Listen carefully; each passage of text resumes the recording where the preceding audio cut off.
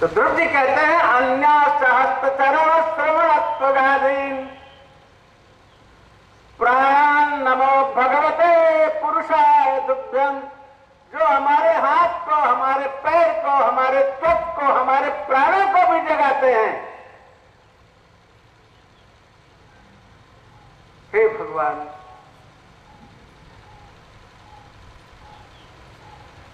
आपको प्रणाम करते हैं। हे प्रभु आपके लिए नमस्कार है, भगवते नमः, आपके लिए नमस्कार है। नमो भगवते तुभ्यम, आपके लिए नमस्कार है। बड़ी सुंदर स्तुति है हो, पूरी स्तुति नहीं कर सकूंगा, होगी। आगे बढ़ो। नारायण इस प्रकार ध्रुव जी भगवान की स्तुति करते हैं, भगवान का दर्शन करते हैं, भगवान कृपा करके उनको वरदान देते हैं, ध्रुव स्थान की प्राप्ति का वरदान देते हैं। हे हो ध्रुव जी चूक गए।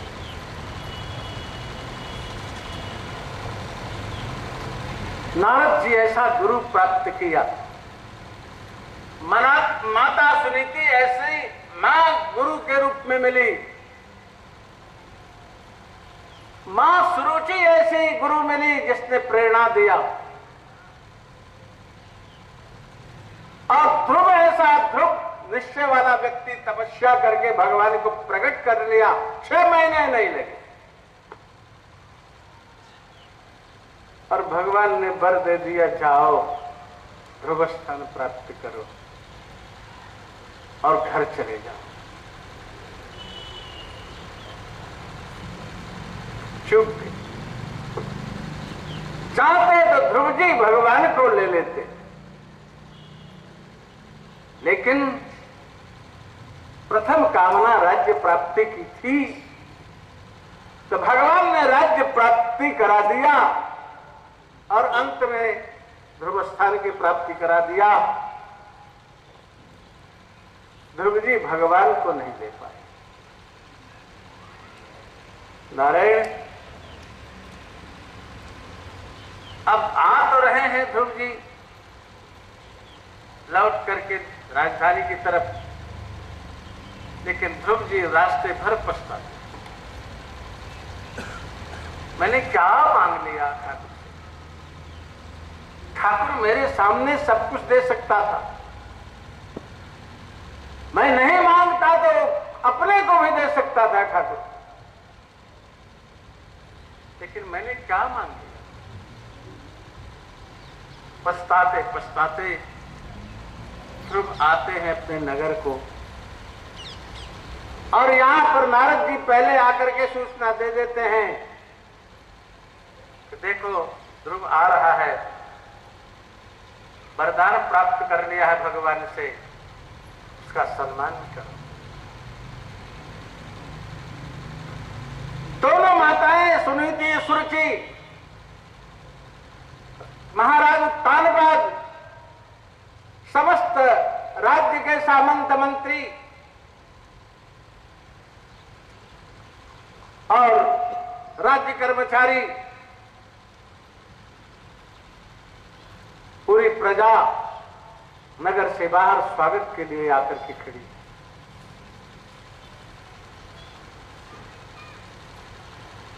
ध्रुव जी ने अपनी माता, दोनों माताओं को, सुनीति और सुरुचि को, दोनों को प्रणाम किया।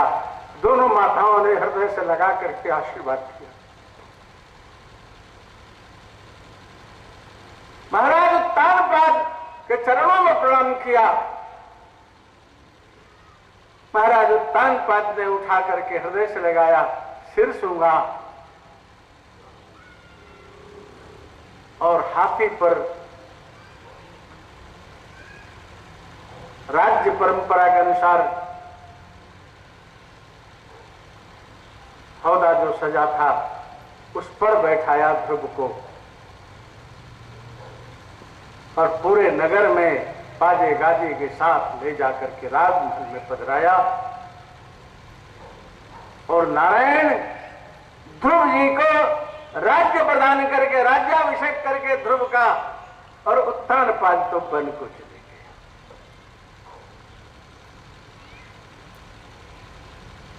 ध्रुव और उत्तम दोनों रहते थे। दोनों ने बड़े निष्ठापूर्वक ध्रुव की आज्ञा का उत्तम पालन करता था। और महाराज ध्रुव प्रजा पालन, प्रजा में भगवत भक्ति, और जो राम राज्य की कल्पना आज की जाती है लेकिन कहीं दिखता नहीं है, और वहां धर्म राज्य दिख रहा था। अस्तु एक दिन खबर मिली कि उत्तम शिकार खेलने के लिए उत्तराखंड में चला गया था। धीरे धीरे अपनी सीमा के अंतिम छोर पर पहुंच गया और कुबेर के क्षेत्र में पहुंच गया। यक्षों ने उसे मार डाला, उत्तम को। उत्तम की मां सुरुचि पुत्र का पता न लगने पर अन्वेषण करने के लिए जाती है और बराबर में वो भी शांत हो जाती है। नारायण ध्रुव को जब ये ज्ञात हुआ तो ध्रुव यक्षों पर चढ़ाई कर देते और बहुत घनघोर युद्ध होता है। बहुत से यक्षों को मार डाला। अंत में महाराज मनु आते हैं और समझाते हैं, बेटा तुम युद्ध क्यों कर रहे हो? अरे तुम्हारे भाई ने युद्ध किया, यक्षों से मारा गया, तुमने भी मारा यक्षों को। तुम तो भगवान के भक्त हो, तुमको किसी से बैर और मैत्री से क्या संबंध तुम्हारा? बहुत समझा बुझा करके युद्ध से विरत किया और मनु जी महाराज चले गए। अब कुबेर आते हैं ध्रुव के पास। कुबेर ध्रुव को बहुत सांत्वना देते हैं और कहते हैं तुमने अपने पितामह की बात को मान करके युद्ध से विरक्त हो गए, हम तुम पर प्रसन्न हैं। न तुमने यक्षों को मारा है न यक्षों ने तुमको मारा है, ये तो भगवान की लीला है। अपने अपने कर्म का भोग सब भोगते हैं। ध्रुव ने कुबेर को प्रणाम किया और अपनी राजधानी को चले आए। 36,000 वर्ष तक राज्य किया है ध्रुव ने। 36,000 वर्ष तक राज्य किया। नारायण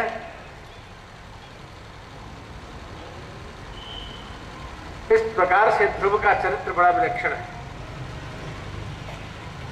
ध्रुव के ही वंशज आगे चल करके महाराज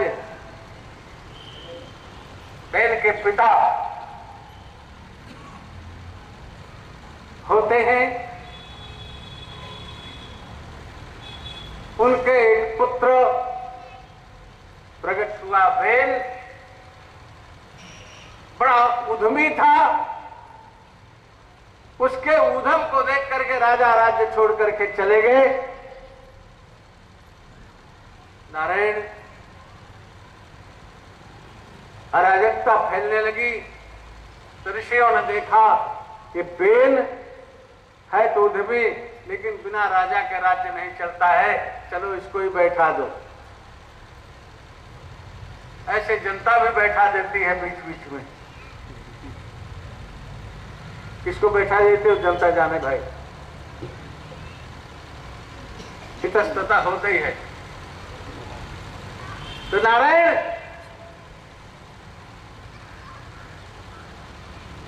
अब बेल तो बहुत बढ़ गया। अच्छा व्यक्ति उच्च पद प्राप्त करके अच्छा बनने का प्रयास करता है, दुष्ट व्यक्ति उच्च पद प्राप्त करके अपनी दुष्टता में और वृद्धि कर लेता है। अब बेल को क्या हो, अब तो राजा हो गया है। तगाजा की बंद करो। ईश्वर नाम की कोई वस्तु नहीं।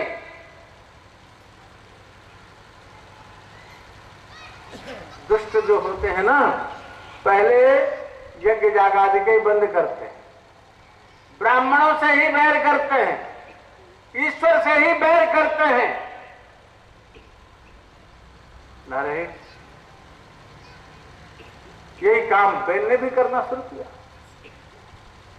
ऋषि लोग यज्ञ करते तो बुला करके डांटा, तुम किसकी यज्ञ करते हो? यहां का राजा मैं हूं, भगवान तो मैं हूं। लोग भगवान ही बनना पहले शुरू करते हैं। ये भगवान, जैसे आजकल भी भगवान की गणना नहीं है, कितने भगवान है।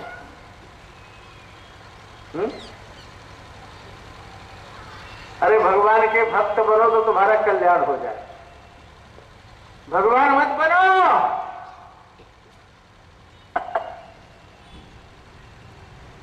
मैंने कहा किसका यज्ञ करते हो? यहां का राजा तो मैं हूं, मेरा यज्ञ करो, मैं भगवान हूं यहां का। एक दिन ऋषियों ने समझाना चाहा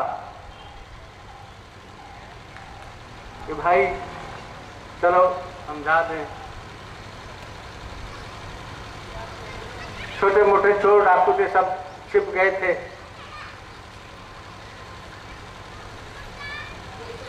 ऋषियों ने समझाना शुरू किया, ऋषियों को डांट फटकार के उगा दिया। ऋषियों ने एक हुंकार भरी, हुंकार भरी और बैल समाप्त हो गया। हुं की आवाज जो है एक प्रकार से मार्ग हुआ करता। हनुमान जी की अगर हुं से जागृति करो तो हनुमान जी जागृत होकर के दुष्टों का दलन करते। हुं एक बीज, मार्ग मंत्र का बीज है। नारायण पेड़ तो मर गया, ऋषि अपने आश्रम को चले गए।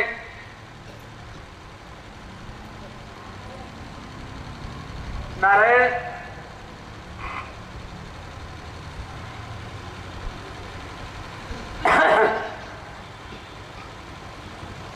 अब सारे समाज में अराजकता फैल गई। बिना राजा का राज्य कैसे चले? चोर डाकू जो छिपे थे सब बाहर प्रकट हो गए, सब उपद्रव मचने लग गया। नारायण ऋषियों ने सोचा इससे अच्छा तो बेरे ठीक था, कम से कम प्रजा शांत तो थी, प्रजा को कोई कष्ट नहीं था। चोर डाकू तो दबे हुए थे, राजा जैसा चिल्लपो करता था, प्रजा शांत थी। लेकिन अब प्रजा तो अराजक तत्वों के द्वारा प्रभावित है, अब क्या करें? आए राजमहल, बेल की माता ने उसके शव को संभाल करके रखा था। पूछा उसका शव कहां है, ले आओ। बेल का शव ले आया, ले आके दिया गया। ऋषियों ने उसके जंघे का मंथन प्रारंभ किया, कूट पीट करके जंघे का मंथन प्रारंभ किया। नारायण उसके शरीर का सारा कलमश जो है पुंजीभूत होकर के एक छोटे से व्यक्ति के रूप में प्रकट होकर के कहा, क्या करें, मुझे आज्ञा दीजिए। ऋषियों ने देखा एक काला कलुटा व्यक्ति, छोटा सा कद इसका, क्या करेगा, राज्य संभालेगा? ऋषियों ने कहा निषेध, निषेध माने बैठ जाओ। निषेध से कहने से वो निषाद कहलाया, और उसी के वंश के लोग नैषाद हैं। नैषाद, नैषाद माने मल्लाह के वट, समझ लो। जो ये बेन की परंपरा के हैं, ध्रुव के वंशज हैं, सूर्य वंश के हैं ये लोग। नारायण फिर भुजाओं का मंथन प्रारंभ किया। दोनों भुजाओं के मथने से जुगल स्वरूप प्रकट होता है पृथु जी महाराज और अर्ची, इनका प्रागट्य होता है। ये पूरे स्वरूप से हैं। ऋषियों ने इनका राज्याभिषेक किया, और निषाद जो है वो जाकर के वन में रहने लग गया। उसका छोटा भाई राजा हुआ है। हो जिस समय राम जी के राज्याभिषेक के समय जब ये हुआ कि राम के बदले भरत राजा हो, ऐसा वरदान मांगा माता कैकेयी ने। राम ने सुना तो राम बहुत प्रसन्न हुए, कहा राज तो मैं भरत को दे दूंगा बड़े प्रसन्नता से, क्योंकि हम अगर राजा होंगे तो लोग ये कहेंगे राजा राम जा रहे हैं, लेकिन अगर भरत राजा होंगे हम निकलेंगे तो कहेंगे राजा भरत के बड़े भाई राम जा रहे हैं। भगवान तो बड़े प्रसन्न। ऐसे ही निषाद भी समझ लिया हमारे छोटे भाई महाराज पृथु आज भारतवर्ष के राजा हैं, इससे बढ़ करके इससे बड़ा और हमारा सौभाग्य क्या होगा। राज्य व्यवस्था को पृथु ने संभालना प्रारंभ किया, पृथ्वी का दोहन किया। कुछ कार्य पृथु करते, बहुत सा कार्य निषाद करता। जंगलों में भूमि को ठीक करना, वृक्ष पौधे आदि की सुरक्षा करना, उनको लगवाना, ऐसे समस्त कार्य उधर वो संभाले हुए था। ध्रुव के महाराज पृथु के राज्य संचालन में बहुत बड़ा सहयोगी निषाद रहा है वो। भैया